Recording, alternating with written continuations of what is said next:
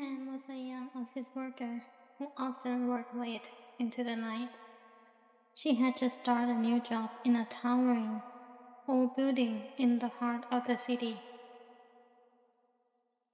The building was outdated, with dim lighting, creaky floors, and a vintage elevator that felt like it belonged in another era.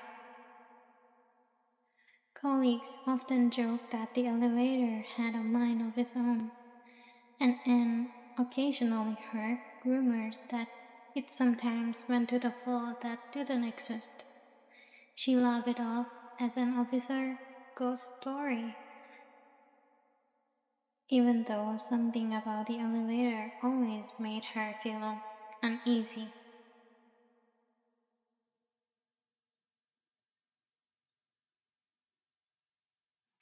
One Friday night, Anne stayed late again. The office deserted by the time she finished her work. The clock showed it was nearly midnight. Too tired to take the stairs, she decided to use the elevator.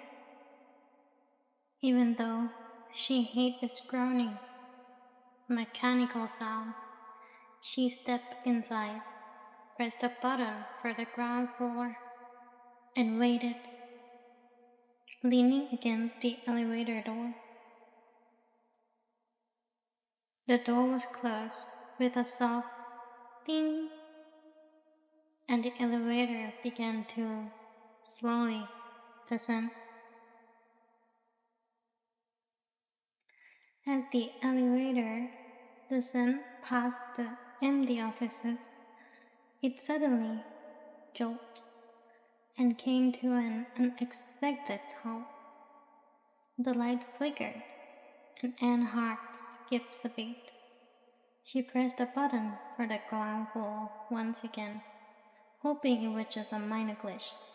But instead, the door creaked open slowly, revealing a dimly lit floor that wasn't labeled on the elevator panel. The hallway outside was unlike any of other floors. The walls were bare concrete, covered in faint stains, and the air was thick with the smell of mold and decay. And had never seen this floor before, and something about it felt wrong, deeply wrong. She instinctively tried to close the door, frantically pressing the button to make the elevator resume its descent. But the door refused to close. Instead, as she ran down her spine as she noticed a faint sound, a soft distant whisper calling for her name. Her skin prickled as she realized that someone or something was beckoning her step out. Against her better judgment, a strange compulsion overtook her, and she found herself taking a hesitant step forward in the hallway. As soon as she stepped out of the elevator, the door slammed shut behind her, locking her out. Panic, she banged on the doors, but they wouldn't budge. Anne's breathing quickened as she turned to face the long, shadowy corridor before her. The fluorescent lights above flickered, casting distorted shadow along the cliff wall. With no other choice, she began to walk down the corridor, hoping to find a stairwell or another way back to the ground floor. Her footsteps echoed eerily, as if something in the darkness were matching her step. The whisper grew louder and more insistent, calling her name in a distorted, haunting tone. After what felt like hours of walking, Anne realized she was getting nowhere. The corridor seems to stretch endlessly, each turn leading her back to the same dim, decaying wall. She was trapped, lost in a floor that shouldn't even exist. Desperate and terrified, Anne stopped to catch her breath. But as she leaned against the wall, she noticed faint shapes appearing in the darkness. Faces, twisted and contorted, emerging from the shadows. They watched her with the hollow, sunken eyes, opened their mouths, stretched into eerie, unnatural smiles.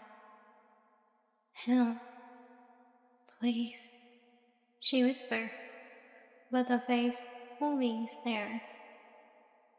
The expression filled with malice and hunger.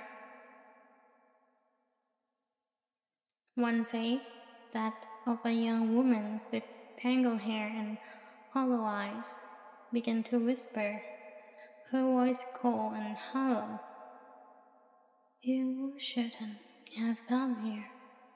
This is our place now, and it will be yours too." Anne's legs trembled as she backed away, but the faces grew closer, their whispering voices overlapping until they filled her ears, each word cutting deeper in her mind. Their eyes followed her every move, unblinking, watching her with a twisted joy. Desperate to escape, Anne turned and began running down the corridor, but no matter how far or fast she ran, she couldn't escape the faces, couldn't silence the voices calling her name. Her vision blurred, her breath coming in shallow gaps as panic overtook her. Finally, she stumbled upon a stairwell door. A surge of hope filled her, and she threw herself against the door, yanking it open. But as she peered down the stairs, her heart sank. The stairwell seemed to spiral endlessly downward into darkness, the bottom unseen. A faint sound reached her ears, the whisper still calling her name, now closer than ever. She felt their presence pressing on her, a cold, suffocating weight. With no other choice, Anne started descending the stairs, each step echoing in the hollow silence.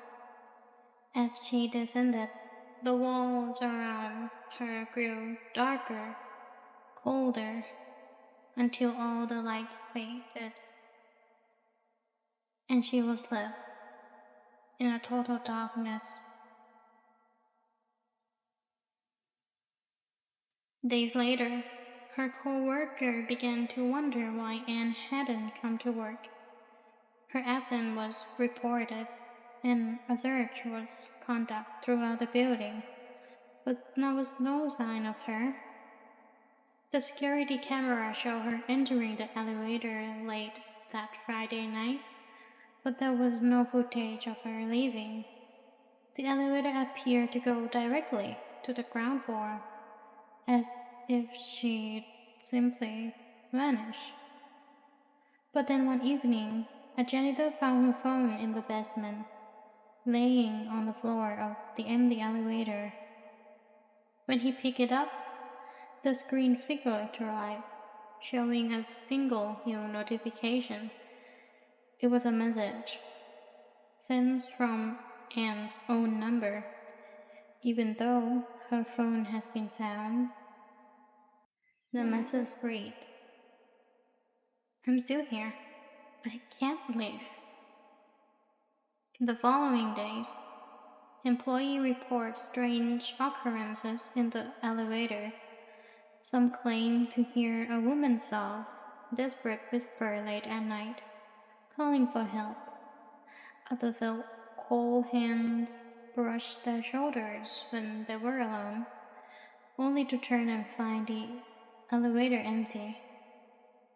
And occasionally, when the elevator door opened on the random floors, some report catching a brief glimpse of a young woman with hollow eyes and tangled hair staring back at them from the shadows before fading away.